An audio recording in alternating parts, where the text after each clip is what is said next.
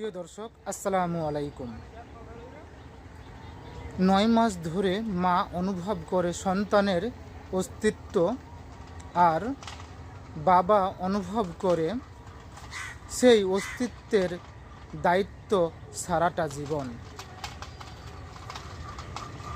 একজন মা তার সন্তানদের অস্তিত্ব অনুভব করেন ৯টি মাস ধরে, আর একজন বাবা একজন সন্তানের দায়িত্বের অনুভব করেন, অস্তিত্ব সারাটা জীবন বয়ে বেড়ায়, সারাটা জীবন পালন করে।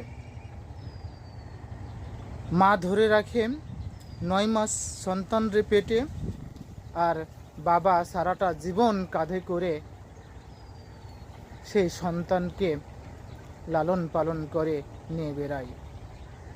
এটাই বাস্তব।